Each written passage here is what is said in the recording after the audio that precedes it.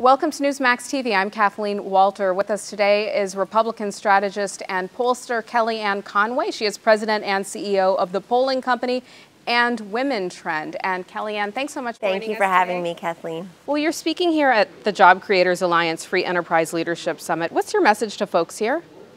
The message here is that, first of all, this is an excellent idea whose time is come because job creators, of course, all across this country really account for so much of the nation's wealth and so much of the nation's productivity. When you get past some of the celebrities and professional athletes, and you really see that about, in the top 1 or 2% of American wage earners, that most of them are people who are creating and employing and making things and providing services. So they really are the backbone of our nation's economy. And I really credit Job Creators Alliance for trying to find a way also to bring entrepreneurs and aspiring entrepreneurs to the next level. Is it access to capital or access to ideas? Is it access to talent? Is it access to healthcare? Why are these people who aspire to be entrepreneurs maybe stuck where they are or afraid of the Obama economy as a way to allow them to break free? I was asked specifically to speak about women and engaging women at this conference, and I am the only female speaker here on the agenda. So I'll just say that the way that you attract women as consumers is very similar to the way you attract women as voters, which is, first of all, to understand that they ask themselves, do I like you or do I like the product or the candidate? But also, is the product or the candidate or your message like me? That connective tissue is so incredibly important to women as consumers and voters because they want to make sure that you, the candidate, or you, the product purveyor, understand them. Understand their budget, understand their aspirations, their inspiration, understand what their family composition is or not, understand if they work outside the home or not, if there are other people living in the household. And the same is true for female voters, which is they are brand loyal but not brand monogamous, and they want somebody who really gets them and reflects that back to them. Now, when I was at CPAC, Republican strategist Dick Morris told me that the GOP has to back away from the abortion issue because it's scaring off women voters.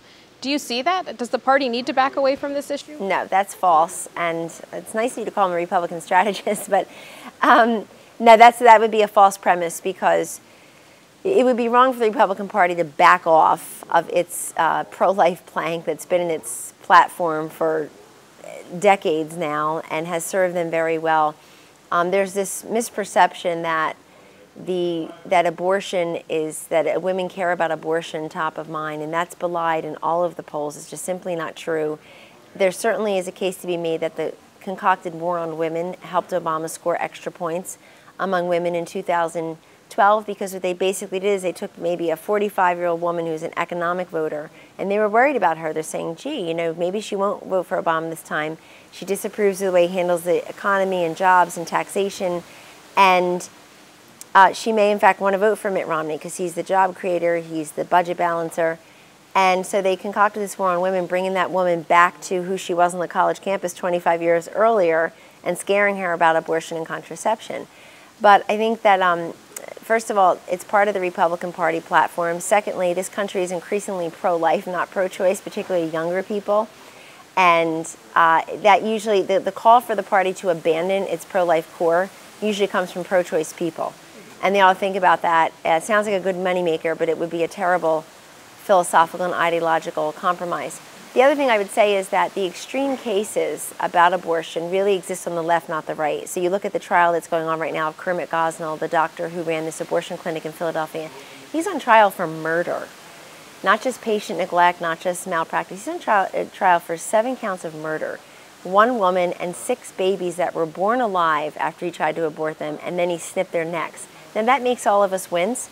The question is, why won't the networks cover it? The question is, why isn't Barack Obama or Terry McAuliffe, who's running for governor of Virginia and used to be the head of the DNC, why aren't they being held to account for the extreme position on abortion? That's really where abortion politics should go, is asking them why the Democratic Party platform allows for sex selection for abortion, allows for late term for abortions, does not respect or recognize parental consent, let alone parental notification.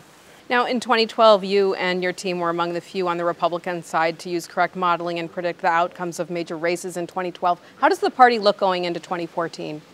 Well, the party looks fine if the conservatives really want to help the party and its candidates win. So 2014 can look like 2010 which was a boon for Republicans and conservatives if the following things happen.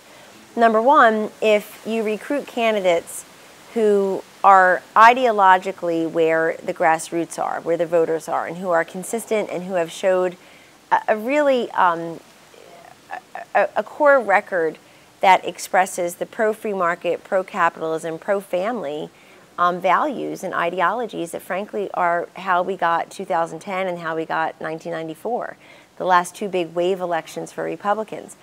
The Republican National Committee, I know it's doing some soul searching and some autopsies, but it also ought to clean up what I call staph infection. If you have the same people always running the show and pulling the strings, it really won't matter who you put out there as a presidential candidate in 2016. And it may, in fact, hurt candidates in 2014. Because if you have the same people with the same shop-worn stale ideas, the poor polling modeling, and thinking that the way to appeal to people is to put it all on TV, whereas people are living online and they trust other people who remind them of themselves to convey messages to them and to provide information to them.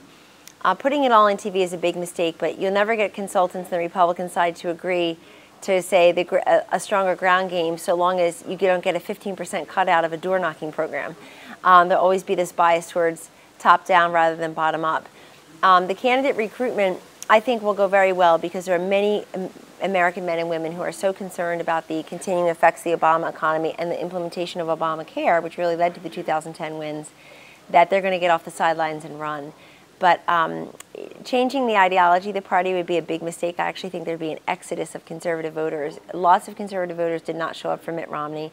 Many of them did not show up in 2006, and the Democrats took over Congress. So you'd hate for 2014 to be a repeat of that.